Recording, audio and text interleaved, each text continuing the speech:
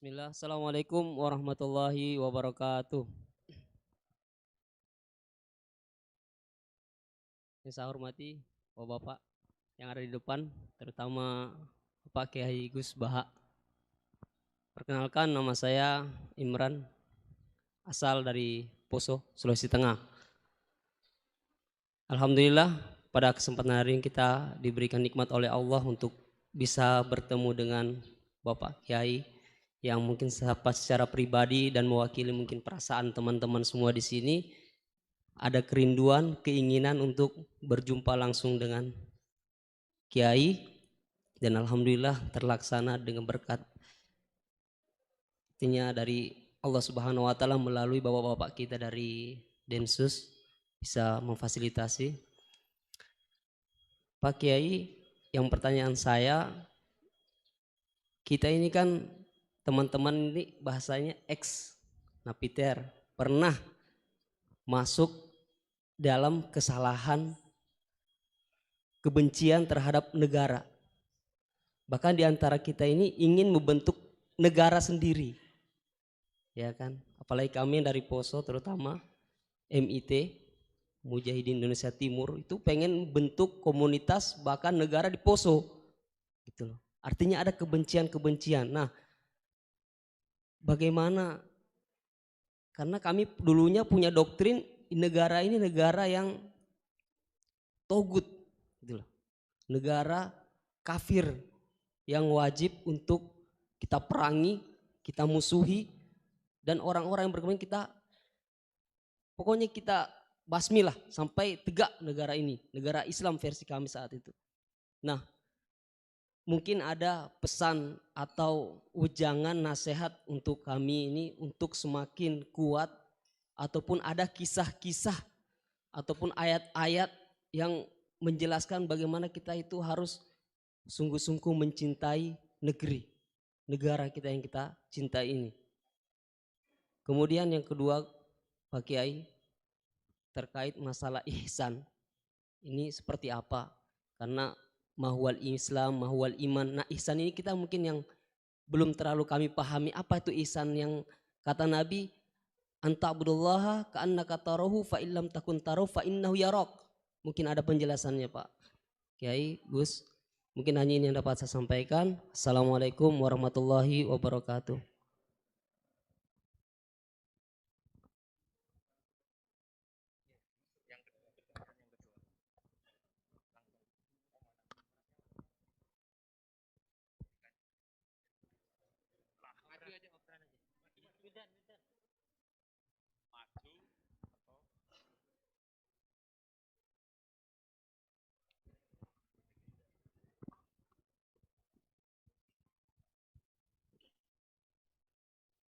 Assalamualaikum warahmatullahi wabarakatuh.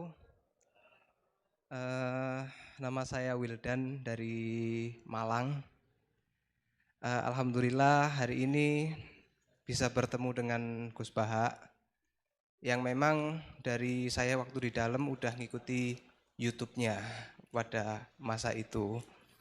Dan eh, di sini Gus mungkin terdiri dari banyak saudara-saudara kita yang dari berbagai tempat, berbagai karakter dan berbagai sifat. Nah, yang saya ingin tanyakan bagaimana kita memupuk konsep persaudaraan tanpa memandang kepentingan duniawi. Karena kebanyakan dari kita bersaudara karena kepentingan, bukan bersaudara karena ya kita adalah saudara. Terus kemudian yang kedua, yang ingin saya tanyakan itu kita hari ini adalah mengalami degradasi moral yang luar biasa. Akhlak, sopan santun, nyaris sedikit demi sedikit hilang. Nah, bagaimana cara kita untuk memupuk agar generasi kita selanjutnya tetap berakhlak, beretika terhadap yang lebih tua, ataupun kepada sesamanya, ataupun kepada yang lebih kecil. Mungkin sekian dari saya. Assalamualaikum warahmatullahi wabarakatuh.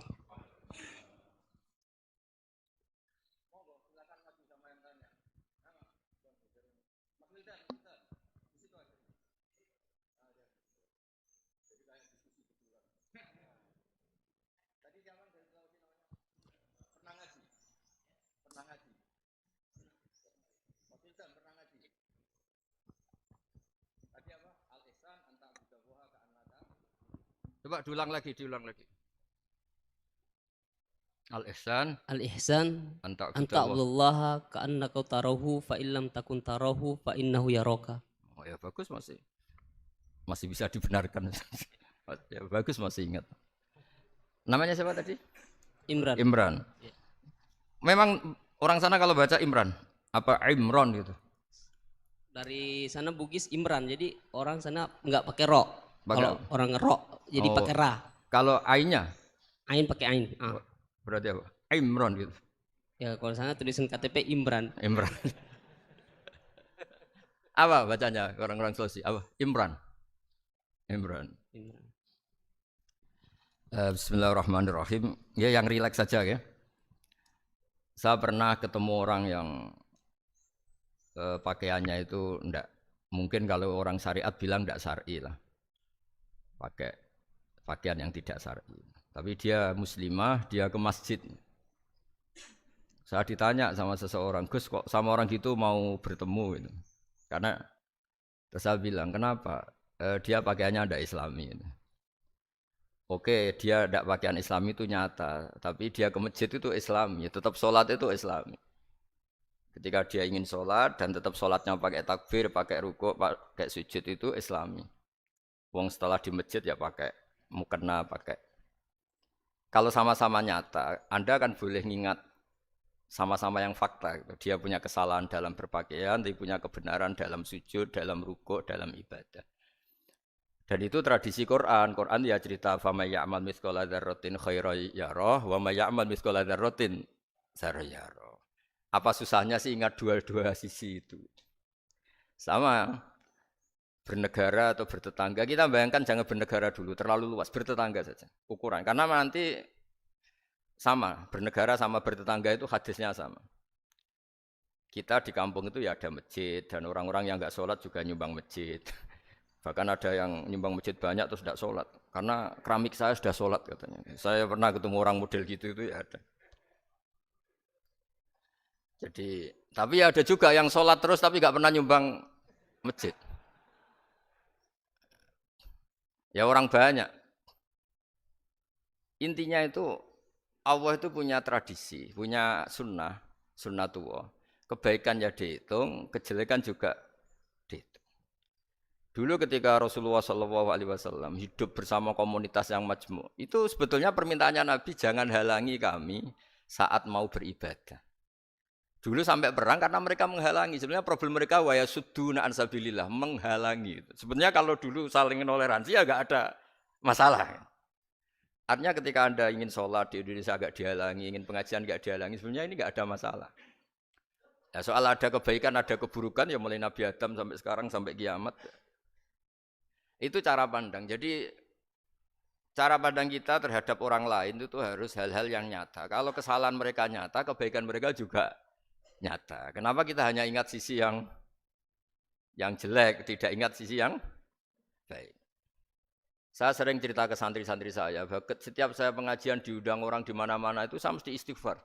Karena nggak ada pilihan. Saat saya datang ke pengajian di Sulawesi misalnya, saya tinggal ngaji di sini. Saat saya ngaji di sini, ninggal undangan yang di sana. Hidup itu tidak banyak pilihan, meninggalkan kebaikan, melakukan kebaikan. Artinya gini, dalam kebaikan saja ada kebaikan yang ditinggalkan. Apalagi dalam kejelekan. Makanya di sini ada pepatah terkenal dalam ilmu tasawuf itu. Wastighfaruna yahtaju ilal istighfar. Saat Anda baik saja butuh istighfar. Bapak saya kalau guyon gini, Mas Sofyan. Ada imam istiqomah jadi imam masjid sampai tua sampai batuk-batuk. Itu bagus istiqomah. Tapi itu masalah kata Bapak. Akhirnya enggak kaderisasi katanya. Itu istiqomah apa enggak mau diganti orang lain katanya. Ada kiai dai di mana-mana. Itu mesti orang muji, "Oh itu dai di mana-mana, laris enggak pernah di rumah." Pondoknya pasti bubar itu karena ditinggal. Jadi kebaikan seperti ada orang sering sowan kiai. Wah itu malah lebih masalah lagi kan. Kadang kiainya pas istirahat, yang disalamkan template uang jatah susu anaknya. Hari itu waya tagihan malah lari sowan kiai. Dan harusnya di rumah ada fardu'ain tagihan listrik entah apa. Jadi makanya di hikam itu terkenal kata-kata manusia itu siapa? Manusia itu mangkanat mahasinuhu masawiyah fakaifa la takunu masawihi masawiyah. Manusia itu orang ketika baik saja salah, apalagi pas salah. Coba saya misalnya pidato begini, di atas panggung saya orang alim pidato nasihati orang. Di saat yang sama seperti yang tanya Mas Wildan tadi, ada agak sopannya. Di situ ada mungkin orang yang lebih sepuh timbang saya. Masa lebih muda kok di atas, yang di bawah lebih tua. Ada agak sopannya. Mau nggak pidato disuruh, mau di atas disuruh, nggak sopan sama yang. Tapi misalnya yang paling sepuh pidato, nggak pernah ngaji kok pidato, terus gimana? Artinya ketika kita baik saja ada salahnya, apalagi pas salah. Sebab itu ajaran Rasulullah itu suruh berdoa Rabbana dzolamna anfusana. Sebelum minta itu merasa, ya Allah kita ini mendolimi diri kita sendiri. Karena dalam pilihan-pilihan itu pasti ada salahnya. Coba misalnya Anda bangun masjid habis 2 miliar. Yang harusnya 1 miliar sudah jadi. Terus nanti suatu saat ketemu Allah ditanya, itu ada orang miskin, fakir miskin, yatim. Andai kan kamu sumbang 1 miliar itu sejahtera semua. Gara-gara kamu bangun masjid terlalu mewah. Ya tapi kadang-kadang orang kebaikannya itu orientasinya bangun masjid, gak tertarik nyumbang fakir. Saat itu cara berpikir gitu mau apa? Tapi kalau dia kumuluhur manusia terbaik karena bangun masjid 2 miliar, coba diaudit secara kepentingan syar'i. Penting mana dengan ngasih makan fakir miskin? Penting mana dengan menikahkan janda misalnya? Penting mana dengan pendidikan? Apa artinya masjid mewah orang nggak tahu halal haram, nggak tahu najis, nggak tahu cara sesuci, nggak tahu cara adzan yang benar. Terus penting mana untuk beli kitab sama dipakai masjid? Apa artinya beli kitab apa tapi nggak makan? Penting mana makan sama beli kitab? Ada auditnya. Makanya manusia itu ketika baik pun disuruh istighfar. Apalagi ketika salah. Nah dengan perasaan seperti itu kebencian pada orang lain luluh. Karena potensi baik pada orang lain ternyata tinggi. Dan potensi salah ke kita juga tinggi. Nah, dilatih gitu. Jadi di Ihya itu ada kitab tawaduk. Kitab tawaduk itu dilatih. Ketemu orang tua. Huwa aksaru ibadatan. Dia mesti ibadahnya lebih banyak karena lebih tua timbang saya. Pasti sholatnya lebih lama timbang saya. Ketika Anda sudah tua melihat anak-anak, huwa aqallu minni maksiatan. Mesti maksiatnya tidak banyak karena masih kecil. Terus ketika melihat orang fasik maksiat, la'alla wa yatubu alaih fa inna wa tawwabur rahim. Mungkin Allah memberi tobat, bisa saja. Umar itu ingin bunuh Nabi, tapi Allah memberi tobat. Yang sowan kiai saja tidak mesti dapat tobat. Umar ingin bunuh Nabi, tapi Allah memberi tobat. Akhirnya ya tobat jadi Islam yang baik. Dalam sejarah Wali Songo, Kalijogo sowan Sunan Bonang itu ingin garong. Tapi malah jadi muridnya jadi wali. Kalau Allah sudah menghendaki tidak ada ya. Perang Uhud orang Islam kalah itu karena panglimanya siapa? Khalid bin Walid. Tapi dia malah yang dapat hidayah. Nah, sama orang yang sekarang Anda benci bisa saja Allah merencanakan ada apa? Hidayah di situ. Dan kita yang merasa benar jangan saja ada rencana Allah bikin kita su'ul khotimah naudzubillah min dzalik, kan tidak pernah tahu. Nah, dari tidak pernah tahu itu orang diusahakan tawadhu. Wa ma adri ma yuf'alu bi wala bikum, kita tidak pernah tahu. Makanya meskipun saya ini kiai terus kata orang banyak itu ketok. Kalau istighfar ya nangis betul ya. Cuma kan nggak perlu di depan umum. Nanti ada penampilan kan ribet kan nanti. Sudah nangis nggak ikhlas, nggak mutu. Ya gitu ya. Yang Mas Wildan tadi apa pertanyaannya diulang? Selain masalah akhlak tadi. Tentang bagaimana cara kita bersaudara tanpa memandang kepentingan duniawi. Nah ya makanya tadi saya bilang bernegara itu pakai hadis, misalnya Nabi pernah ngendikan kamu itu punya 3 tetangga, yang satu punya 3 hak, yaitu dia tetangga kamu, dia seagama kamu, dia sesaudara kamu. Jadi ada 3 hubungan, seagama, sesaudara, dan tadi apa? Dia tetangga kamu, dia seagama dengan kamu, dia masih kerabat kamu. Terus ada tetangga yang punya 2 hak, yaitu dia tetanggamu, seagama dengan kamu, tapi tidak sekeluarga dengan kamu. Terus ada tetangga yang punya 1 hak, dia tidak keluarga kamu, dia tidak seagama dengan kamu, tapi tetap punya hak karena itu tetangga kamu. Dan itu kata Nabi semuanya berhak kamu baikin, karena ada hakul jar. Makanya dulu doa ada bil kubri itu ceritanya sederhana. Ada seorang perempuan Yahudiyah, sowan Sayyidah Aisyah. Kalau sowan ya dikasih uang sama Sayyidah Aisyah. Padahal Yahudiyah. Ketika dikasih uang, terus si Yahudiyah tadi, semoga engkau diselamatkan dari siksa kubur. Zaman itu Sayyidah Aisyah belum dengar hadis tentang siksa kubur. Setelah Rasulullah datang, saya tadi diminta didoain, ya saya terima karena saya enggak percaya. Terus Nabi ngendikan itu benar adanya siksa kubur. Ketika komunitas Yahudi di Madinah itu puasa Asyura, Nabi coba tanyakan mereka, kenapa puasa Asyura? Padahal orang Yahudi. Oh, terus setelah ditanya, Yaumun najjawahu fihi Musa, itu hari di mana Allah menyelamatkan Nabi Musa, kata orang Yahudi. Terus kata Rasulullah, nahnu ahaqqu bi Musa, saya juga berhak menghormati Musa. Kemudian Nabi puasa. Suatu saat lagi ada orang Yahudi datang, ya Rasulullah, ya Muhammad, manggilnya ya Abul Qasim karena orang Yahudi. Ya Abul Qasim, nanti nasib langit bumi ini di mana? Manusia yang sudah mati-mati di mana ketika bumi dihancurkan? Mayat-mayat yang sudah di kuburan di mana? Terus orang Yahudi tadi bilang, Inna woha wadu as-samawati ala dzih wal arodina ala dzih. Soalnya Allah itu bisa saja mengelola langit bumi yang sudah hancur gini-gini. Nabi itu tertawa-tawa. Dalam sebuah riwayat disebut hatta badat nawajidu. Tertawanya Nabi itu lepas sampai giginya kelihatan. Kata rawinya tasdiqan liqaulil khabri, karena Nabi membenarkan orang Yahudi tadi. Jadi intinya dalam banyak hal itu ya dicari kesamaan. Makanya kalau interaksi dengan kelompok lain kata Nabi la tusaddiquhum wa la tukadzibuhum. Kamu jangan mengiyakan juga jangan menolak. Kamu tolak jangan-jangan pas yang sama dengan ajaran kita. Kamu benarkan jangan-jangan yang tidak sama.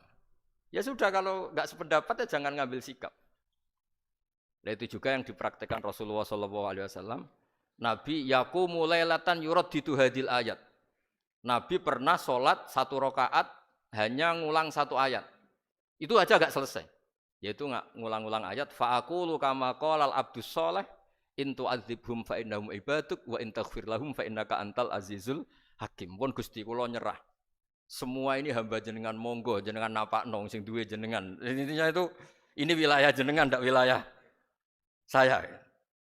Nah, kadang-kadang kita sebagai manusia itu jumawa seakan-akan itu wilayah kita. Kita nyiksa terserah kita, mengampuni ya terserah kita. Padahal tidak milik kita. Dunia ini milik Allah Subhanahu wa Ta'ala.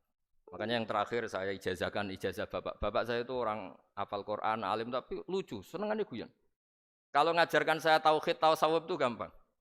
Hak, kamu punya tetangga, punya Innova. Terus kamu berpikir, kamu miskin berpikir. Itu pajaknya saja berapa? Kalau bannya sudah halus itu gantinya kayak apa, kalau rusak kayak apa. Terus kata bapak, mau melok duwe kok mikir, udah ikut punya kok mikir. Terus coba kamu nggak ikut punya Alphard, terus saya mikir, wah itu pajaknya berapa Pak Martinus, bisa dipakai beli motor kan, pajaknya apa? Alphard ini. Oh nggak ikut punya kok. Nah, dunia itu rawekmu, mbok pikir lah apa ono sing duwe. Maksudnya dunia itu milik Allah, apa kamu pikir itu milik yang punya gitu.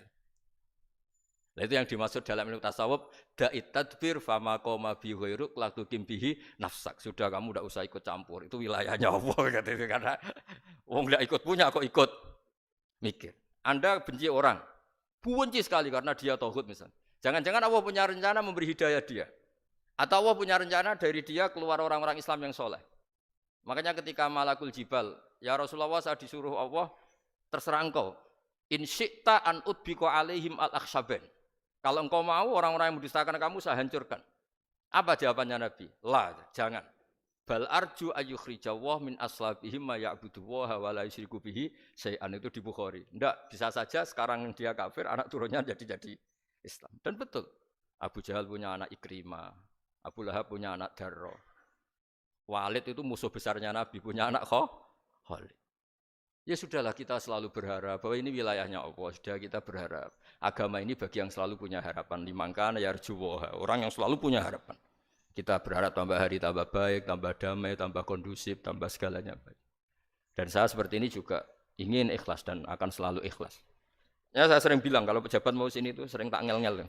Saya ini sudah ingin Indonesia itu baik itu tanpa diminta. Kalau diminta itu malah seakan-akan saya belum melakukan. Ini kan. Sudah saya lakukan kok baru minta. Karena ini wilayah kita semua, artinya ingin baik, itu keinginan kita semua. Status kita. Kata Sayyid Zabidi dalam kitab Ithaf, keinginan baik itu syakhsiyatuk wa hakikatuk. Itu kamu sekali. Manusia itu kan, kata Allah Ta'ala, saya pertama menciptakan manusia itu hunafa, orang yang berkeinginan baik. Baru digoda setan terus macam-macam. Jadi keinginan baik itu hakikatuk wa syakhsiyatuk. Itu kamu sekali. Ingin baik itu kamu sekali. Itu status kamu katanya. Makanya orang preman kayak apa, mabuk kayak apa, ada orang kecelakaan, pikiran pertama itu nolong. Itu yang normal. Soal ada kasus, pikiran pertama ngambil HP-nya itu 0,0 sekian %. Jadi pikiran pertama mesti nolong itu. Karena itu syakhsiyatuk wa hakikatuk. Nggih, ngoten mugi-mugi barokah sedanten. Assalamualaikum warahmatullahi wabarakatuh.